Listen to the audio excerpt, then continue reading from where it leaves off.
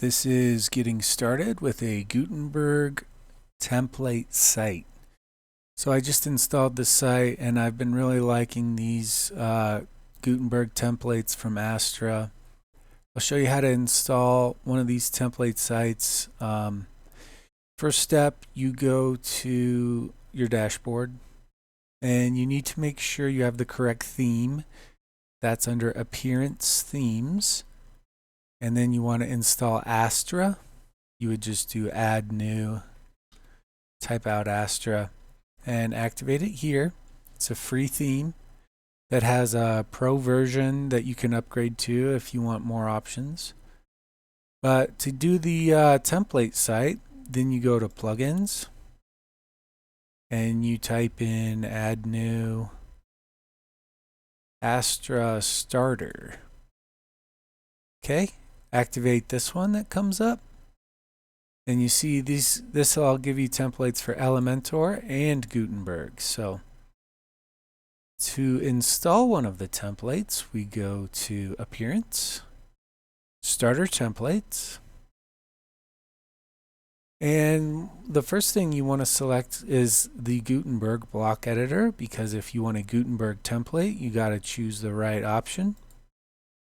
And then you're ready to start browsing. So you look at some of these, click them. You can upload a logo to see what it looks like, or click skip.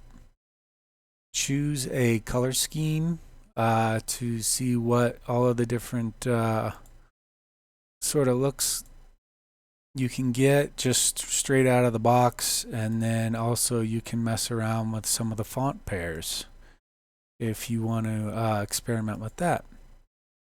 So once you do that, then you are going to, it's going to ask you if you want to download some plugins, and you can either skip or you can back out and download these plugins, or it'll just start going.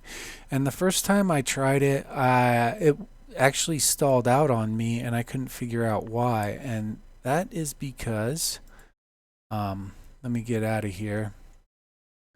How do I get out of this? Here, this back button here. It's gonna let me out. Okay.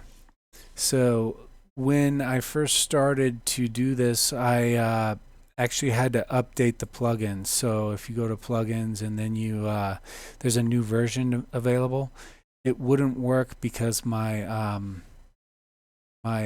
where is it? The starter template wasn't the most recent version. So if it's not working for you, update the plugin. Maybe that'll fix it.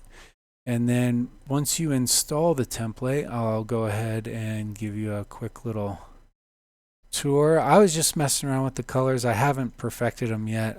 This is just one of the templates here. To edit the page, you would just click Edit Page. And a couple things about this. When you first edit the page, some of these widgets will say like it didn't load properly or something. It looks fine when you view it from the front end, but when you get to this Gutenberg editor, they don't load correct, and you just click recover or attempt to recover, and it'll fix the widget in the window. So if your widgets aren't loading right and you get some error on your page, that's okay, because you just click recover and it recovers them. It brings them back. So what else? That was pretty much the main thing once I got the template installed. Another thing, if you're a beginner, click this little tree of widgets, your little family tree, to sort of get an idea on how they lay out a page and how to click a widget. Like you can group widgets, and you can, drill down to the heading widget. And then when you have this little widget flow going, then you can easily click them and easily see how to select a group or how to adjust the settings over here. So if I click this paragraph widget and I want to adjust certain font size or something, then I come over here to the settings and I go ahead and adjust it on here. And then what else? Yeah, you can also see how they use the cover, which puts a background image on there. Here's a cover widget, and then the cover widget has these widgets within it. And the cover image is, a fixed background image. And so, yeah, that's pretty much sort of a just a little tour on how to get going on the templates. This video is mostly about just installing the template on a Gutenberg site.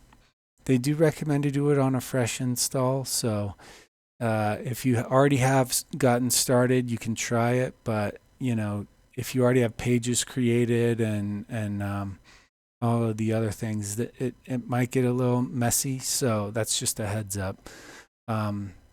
So yeah, you can always just go back and delete the pages that they installed by just trashing the pages that were created. So that's sort of an option if you don't like the template. But anyway, that's it for this short video. There's resources in the description, and thanks for watching.